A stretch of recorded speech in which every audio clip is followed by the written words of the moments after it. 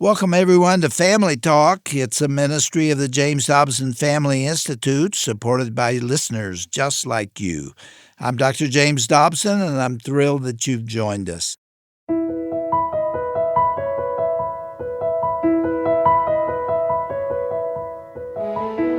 Well, welcome to Family Talk, the broadcast ministry of the Dr. James Dobson Family Institute. I'm Roger Marsh, and in case you had not heard, this past Thursday, August the 21st, in the early morning hours of that day, Dr. James Dobson entered into eternity, exchanging his life here on earth for eternal life with the Lord in heaven.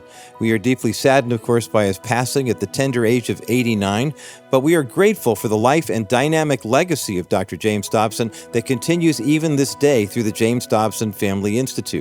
On today's edition of the broadcast, we not only remember Dr. Dobson's life and legacy with a classic program that you will definitely want to hear, but also we commemorate the fact that today would have been Dr. James Dobson and Shirley Dobson's 65th wedding anniversary. And so in light of this auspicious occasion, and as we remember the legacy of Dr. James Dobson, we get to hear a bit of a farewell address from a turning point in his ministry that happened about 15 years ago, right before the start of Family Talk. You'll hear that referenced in today's program. But also for a new season in life where he turned the spotlight onto his wife, Shirley, and offered a beautiful homage of love to her for being by his side through all of the ups and downs of leading a ministry. Now, in this touching presentation, you're going to hear Dr. Dobson share an intimate letter that he wrote to Shirley during a marriage encounter weekend all the way back in 1979. At the time, his ministry was just beginning its explosive growth, and the pressures were mounting. The letter he penned that day captures not just their personal journey together, but also the very essence of what makes marriage a sacred covenant. From their humble beginnings as newlyweds to building a ministry that would touch millions of families worldwide, the Dobsons' love story is truly one that spans decades and is a love for the ages. Let's listen now to this unforgettable celebration of love here on Family Talk. It's a presentation that we've entitled The Dobsons, A Marriage Made in Heaven. Thank you, everybody. You're very kind to us. Okay, everybody. Oh, that is so very kind. HB, I didn't know that video thing was going to be an hour and a half long. So I don't know, lunch is gone and everything else. Oh, my goodness, what an overwhelming day this has been. All those very kind words and all those nice things that people said. And you know that Shirley and I will cherish those comments forever. But I do have to tell you that I am a little embarrassed by it all, because the Lord and I have a little secret, and I know that He knows that I didn't do it. I'm not responsible for this place. I didn't even know what God was doing for at least 20 years. I didn't figure out what was happening for 20 years. And He has chosen to bless this for His own purposes. And one of the ways He's done it is with all of you and with this great board. And so for us to receive these accolades is a wonderful expression of friendship, and I appreciate it. But it is, you have to take it with that understanding that we recognize that this is overstated, because the Lord has done a wonderful thing here. Pat, you talked about Winston Churchill's quote, the one that seems to make sense to me today, and I didn't think about that till just a minute ago, is when the British were desperate for a win in World War II, and they had finally beaten a German army in North Africa. You'll remember what I'm talking about. And he came home, and there were all these crowds there congratulating the British army. What he was saying is that we got a long ways to go. And I feel that way about you, and I feel that way about us. I feel like this is just the end of the beginning. It's not the end. The Lord has made it very clear He's got something He wants us to do in the form of a new radio program. Some of you are aware that we're going to do that. The title of it is Family Talk. But so we're starting at ground zero again. And, this represents today a culmination, a turning point in our lives. And It is particularly meaningful because of you and your predecessors and those that we have come to know here. When Paul wrote the book of Colossians, he named the people. It sounds like my big fat Greek wedding. It's just a bunch of Greek names that he put down there because that's what was important to him. People were important, and they're important to me. And if I'd had time and HB hadn't used it all up, I would have told you about some of the people and some of the stories. We're only 4 minutes over? Yeah, but I'm just getting started. That was my introduction. Okay, I'm going to jump to the end now, and I'm going to thank someone that you would not be surprised that I would feel very strongly about, because this lady right here has stood with me. She is everything you think she is, but she's also a little more. You think you know her entirely, but there's an aspect of her you don't know. What's her name? Shirley. Who's she named for? You got it right. Shirley Temple. Shirley's mom had an obsession for Shirley Temple, and she was determined to make Shirley into Shirley Temple. So she had little curls all over her head. That should have been something to behold. And her mother sent her to dancing lessons and to singing lessons. What I'm going to tell you right now is the most guarded secret in the whole country, because the hydrogen bomb formula is not guarded as much as what I'm about to tell you. Shirley can tap dance. She can tap dance. And we're going to have some fun, okay? We might as well have some fun. When we were in college, Shirley tap danced and sang for me like Shirley Temple. And someday she will tap dance for you. But she's got on heels and she probably won't do it today. But she is a great lady, and I don't care if we are late, I'm going to read something to you. This was written to Shirley by me in 1979.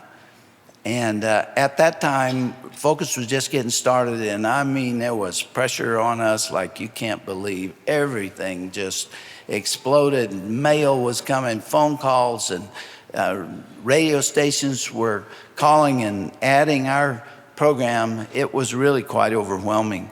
And when you get that busy, you don't have a lot of time for each other.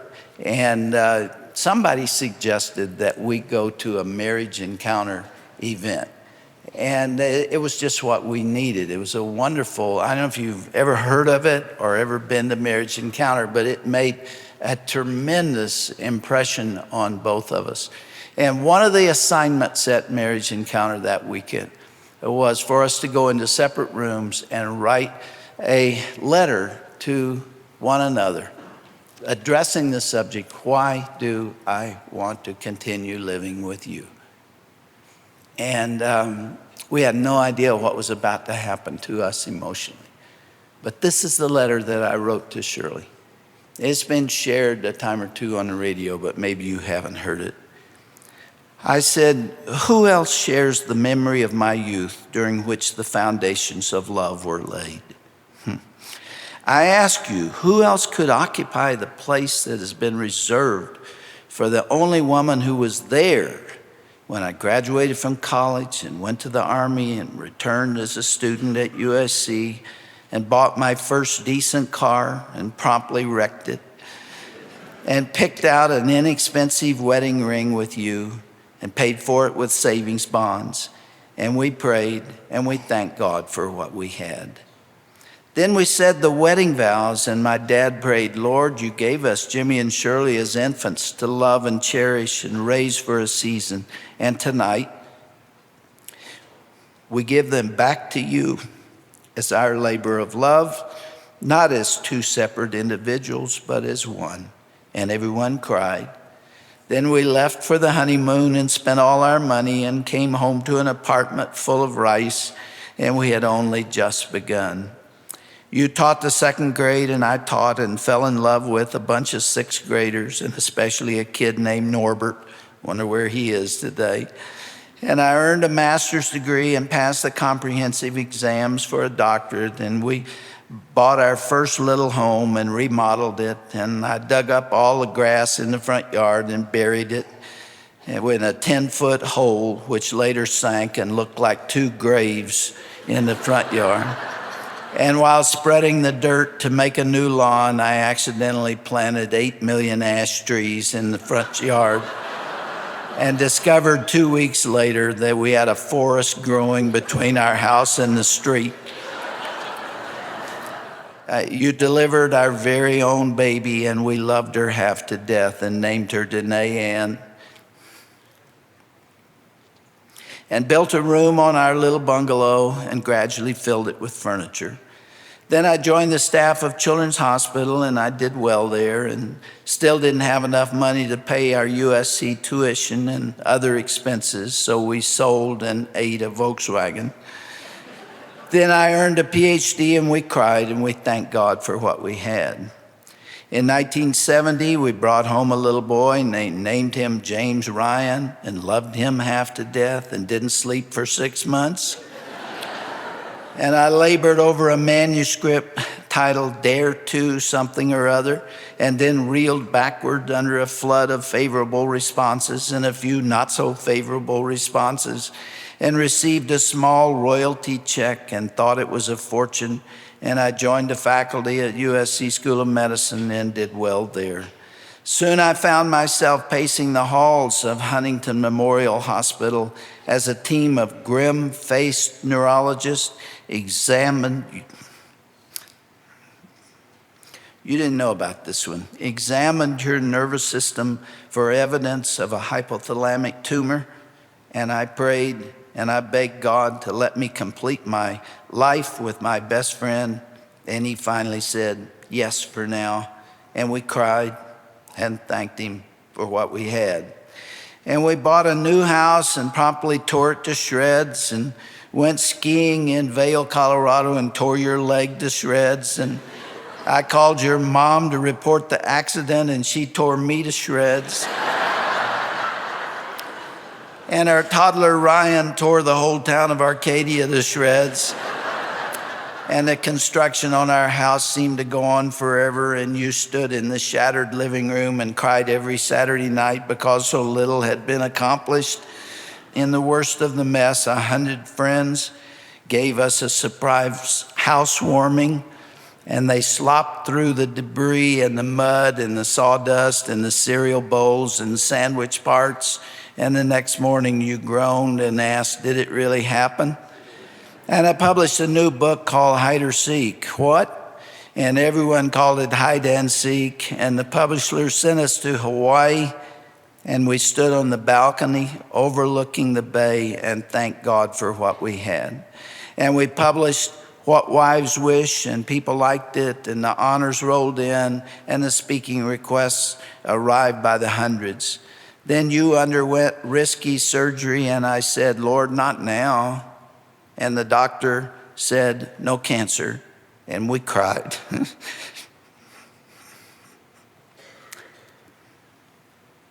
and thanked God for what we had. Then I started a radio program and took a leave of absence from Children's Hospital and opened a little office in Arcadia and called it Focus on the Family, which a 3-year-old radio listener called Pocus in the Fanny.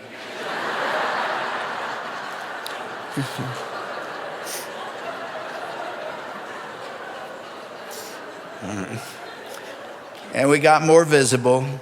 Then we went to Kansas City for a family vacation, and my dad prayed on the last day and said, Lord, we know it can't always be as the wonderful way it is now, but we thank you for the love we enjoy today. A month later, he experienced his heart attack, and in December,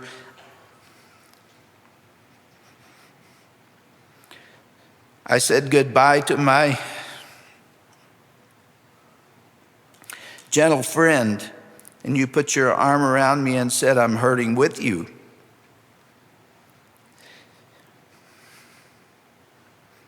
And I cried and said, I love you. And we invited my mother to spend 6 weeks with us during her recuperative period, and the three of us endured the loneliest Christmas of our lives as the empty chair and the missing place setting reminded us of his red sweater and dominoes and apples and a stack of sophisticated books and a little dog named Benji who always sat on his lap. But life went on. My mother staggered to get herself back together, and she couldn't, and she lost 15 pounds and moved to California and still ached for her missing friend. And more books were written and more honors arrived, and we became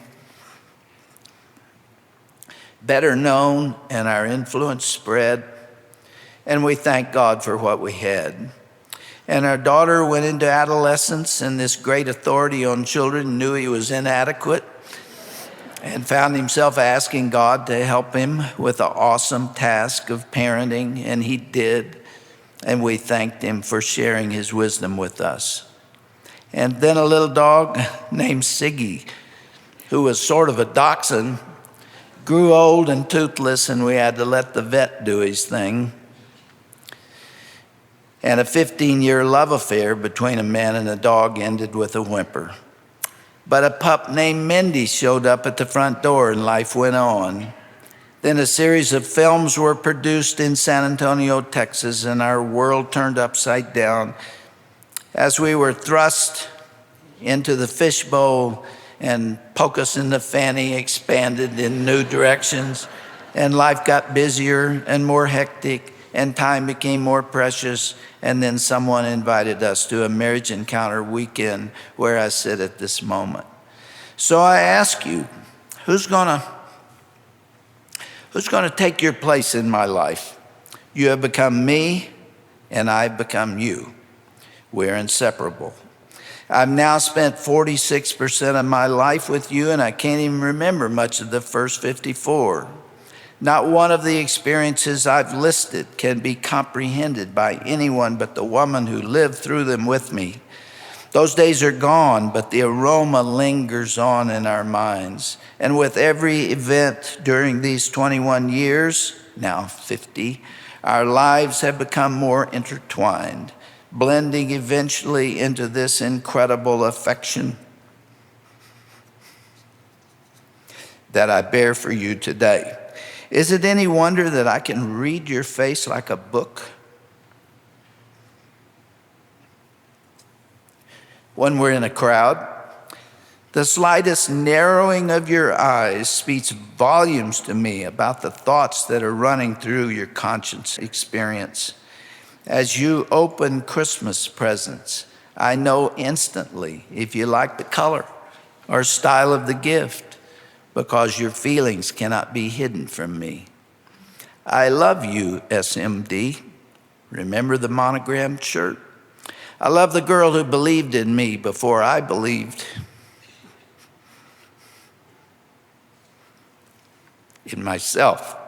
I love the girl who never complained about huge school bills and books and hot apartments and rented junky furniture and no vacations and humble little Volkswagens.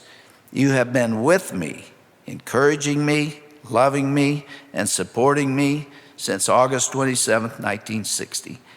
And the status that you've given me in our home is beyond what I have deserved. So why do I want to go on living? It's because I have you to make the journey with. Otherwise, why take the trip? The half-life that lies ahead promises to be tougher than the years behind us. It's in the nature of things that my mom will someday join my father, and then she will be laid to rest beside him in Olathe, Kansas, which has occurred, overlooking a windswept hill from whence he walked with Benji and recorded a cassette tape for me describing the beauty of that spot. Then we'll have to say goodbye to your mom and dad. Gone will be the table games we played, and the ping pong, and the lawn darts, and Joe's laughter, and Alma's wonderful ham dinners, and her underlined birthday cards, and the little yellow house in Long Beach. Everything within me screams no, but my dad's final prayer is still valid. We know it can't always be the way it is now. When the time comes, our childhoods will then be severed and cut off by the passing of the beloved parents who bore us. What then, my sweet wife? To whom will I turn for solace and comfort? To whom can I say I'm hurting and know that I'm understood in more than an abstract manner? To whom can I turn when the summer leaves begin to change colors and fall to the ground? How much, you'll have to forgive me, how much have I enjoyed the springtime and the warmth of the summer sun? The flowers and the green grass and the blue sky and the clear streams have been savored to their fullest. But alas, autumn is coming. Even now I can feel a little nip in the air. And I try not to look at a distant lone cloud that passes near the horizon. I must face the fact that winter lies ahead with its ice and sleet and snow to pierce us through. But in this instance, winter will not be followed by springtime except in the glory of the life to come. With whom then will I spend that final season of my life? None but you, Shirley. The only joy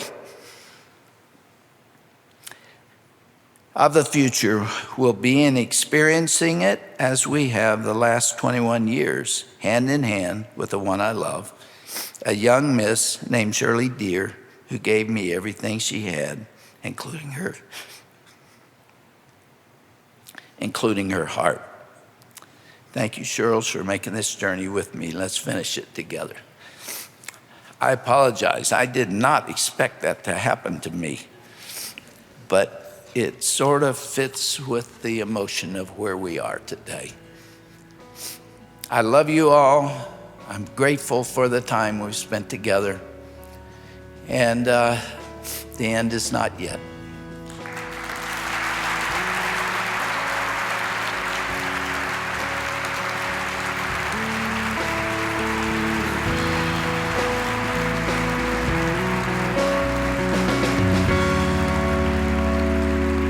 Very tender and poignant words from Dr. James Dobson, recorded about 15 years ago as he and his wife Shirley were transitioning from one large ministry that they had founded, beginning the ministry of the Dr. James Dobson Family Institute and Family Talk. And through tears and laughter, triumph and loss, the Dobsons showed us that true love isn't just found in fairy tales, it's definitely forged in the everyday moments of choosing each other again and again and again.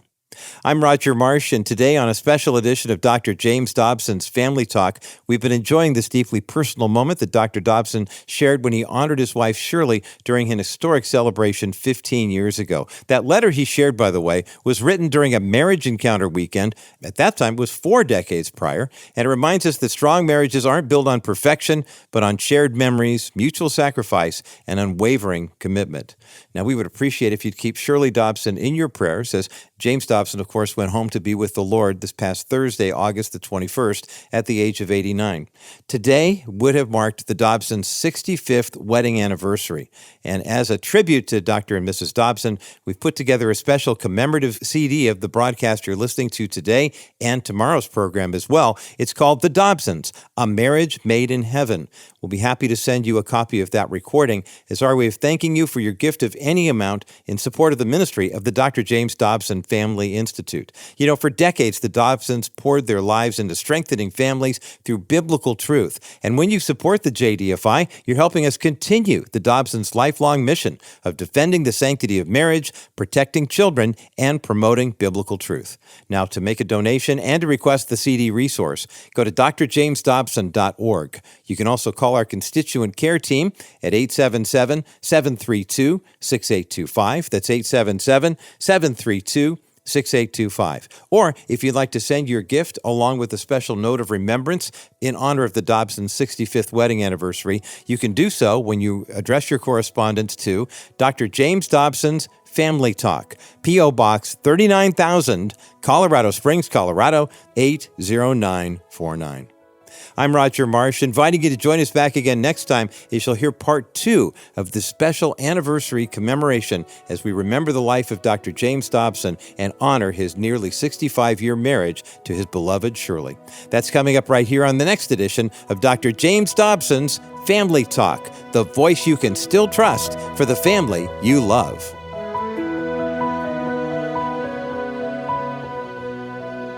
This has been a presentation of the Dr. James Dobson Family Institute.